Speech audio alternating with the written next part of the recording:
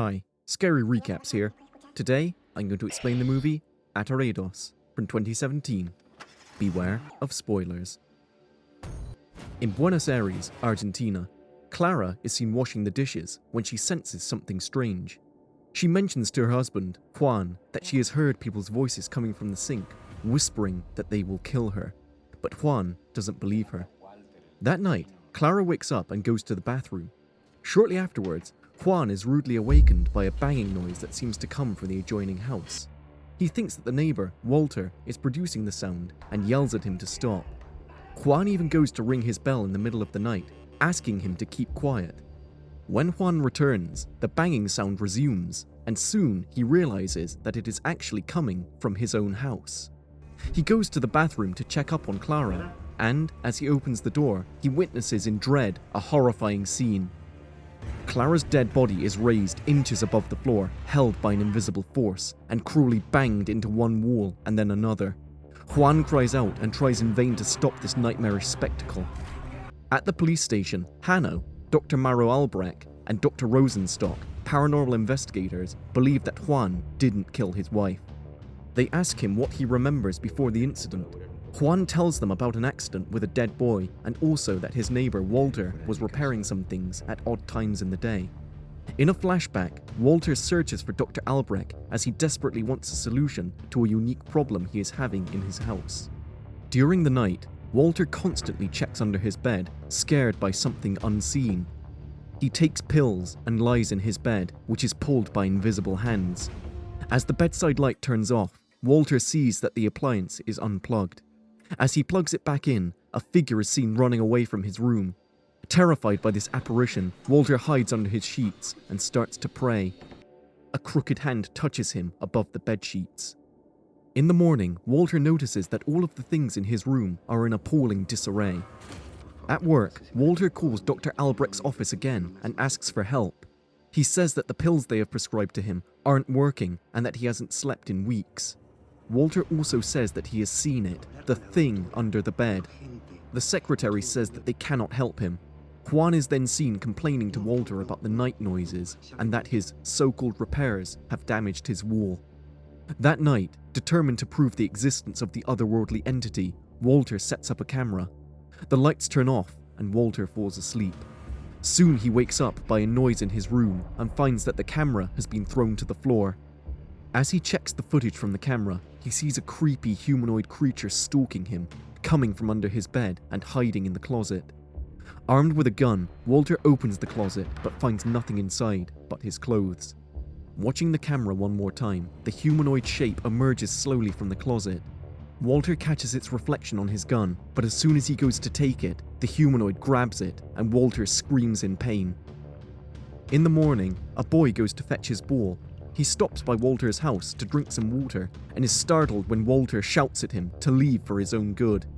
As the boy steps backwards, he is suddenly run over by a bus and dies. Meanwhile, Juan mends the damage on his wall when he and the neighborhood are alarmed by the death of the little boy. Alicia, the mother of the dead child, is seen accompanied by Clara and Juan to her house after the funeral. Later on, Alicia witnesses bloody footprints leading straight to her house. Hanno receives a call in the middle of the night from Funes. He is informed of the incident and he is asked to come to Alicia's house.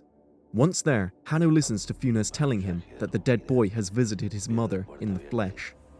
Hanno and Funes go to the dining room where Alicia's dead son is sitting on the table. Hanno examines the corpse, and even though Funes mentions to him that some of the officers have seen it moving, Hanno suspects that Alicia must have dug up the corpse, even though this paranormal activity suggests otherwise. Hanno asks Funes if he is familiar with Alicia, and Funes admits that they had a relationship. Suddenly, the glass of milk in front of the dead boy is tipped over, and Funes says that the boy moved. Funes leaves and tells Hanno not to switch off the lights again.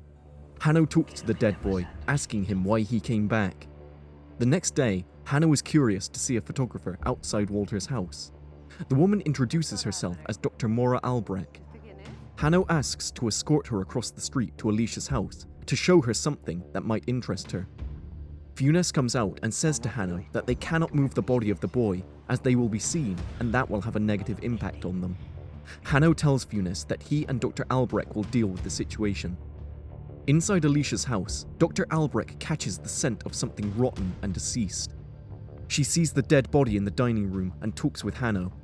Hanno recollects various incidents from when he was a coroner of dead people suddenly being brought back to life. These incidents are what made him pursue a career as a paranormal investigator. A friend of the dead boy visits the house and sees him slowly turning his head. His scream alerts Hanno and Dr. Albrecht. As Hanno hides the dead boy away, he is unaware of someone recording him. When Funes returns to the house, Hanno tells him that he has hidden the dead boy in a freezer. Funes tells Hanno to take out the plug, and they all hear the boy whimpering inside. Back at the police station, Juan is asked to sign an authorization paper that will allow Hanno, Dr. Albrecht, and her colleague, Dr. Rosenstock, to conduct experimental research inside his house. The three investigators arrive at the neighborhood and soon begin their unconventional examinations. Checking house after house, the team takes notes and photographs of rooms. Dr. Albrecht sets up a device that is said to trace any paranormal activity. Dr. Rosenstock and Funes search a house, looking for any unordinary clues. Funes mentions to Rosenstock that he takes medicine for his heart, and that he is a little deaf, having to wear a hearing aid. In the meantime, Hanno receives a call in Alicia's house from an unknown woman who is looking for Alicia. Hanno informs her that Alicia isn't there, but when he asks her who she is, the woman abruptly hangs up. As Funes and Rosenstock search around, Rosenstock comes across a set of cutlery with a spoon defying the laws of gravity. As he examines it, he is stabbed by a knife in his hand. Funes struggles to release the knife, but Rosenstock tells him that the entity which injured him is hiding in the cabinet and is sucking his blood. Funes points his gun at the cabinet, but once Rosenstock opens it, he sees nothing inside. The cutlery then swoops away, and Rosenstock manages to release him. Tending to his wound, Rosenstock asks Funes to clean the blood in the kitchen because it attracts specters. As things move around of their own volition, Funes wipes some of the blood before getting scared and abandoning the kitchen. He phones Hanno and informs him that he cannot do this. Hanno notices a person standing by the window across the street and thinks that it is Funes. Funes says that he is the only one there at the moment. Hanno observes the strange person, and suddenly he sees it in front of him.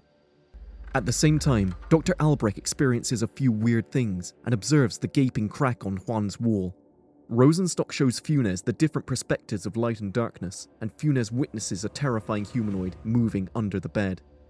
Funes flees in terror and goes to find Hanno. Hanno, however, is nowhere to be found. Funes sees a blood spot and hears strange moaning sounds coming from inside a cupboard. He moves the furniture and breaks one side of it, seeing an altered Hanno inside pleading for help. Dr. Albrecht attempts to get Walter out of the crack when Funes goes to her and asks for medical assistance for Hanno. Albrecht tells him not to believe anything he is watching or hearing. She also tells him that life has many layers, of which very few are visible to living humans. All of a sudden, a horrifying hand grabs Dr. Albrecht and pulls her inside the crack, breaking her neck in the process. Funes then has a minor heart attack and collapses. Struggling to breathe, a hideous entity crawls out of the crack and slowly approaches him. Funes, however, comes around. He puts the hearing aid back on and witnesses another monster and also a man outside the house taking photographs of him. Funes tries to get out of the house and Alicia shows up. He tells her to get out of here, but Alicia accuses him of making her look like a crazy person and that he put her child in the freezer. Eventually, Alicia agrees to help him out, but as Funes walks to his car, he sees her dead son in the back seat. Alicia says that she couldn't leave him there. Funes retreats to his car, and as a nearly decapitated body runs to him, Funes starts the engine and drives away in a heartbeat. Putting a safe distance between him and the horrors, Funes stops to catch his breath and digest what has happened.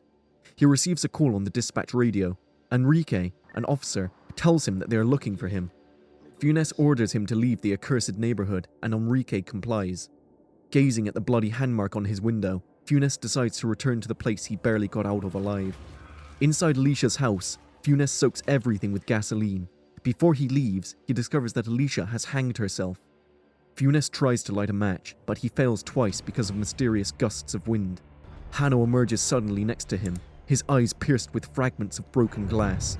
Funes backs away and uses his gun to light the fire. As the flames engulf Alicia's house, Hanno turns his ominous gaze towards Funes. A little while later, at the police station, Juan is being interrogated about Hanno, Albrecht, Rosenstock, and Funes. The officers reveal to Juan that Funes went mad and burned Alicia's house with all the investigators inside. Juan gets distracted and points at a man behind the three officers. Juan says that the man resembles Rosenstock and that his face is burned. The officers turn around but see no one except for an empty chair. Without warning, an invisible force throws the chair to the table.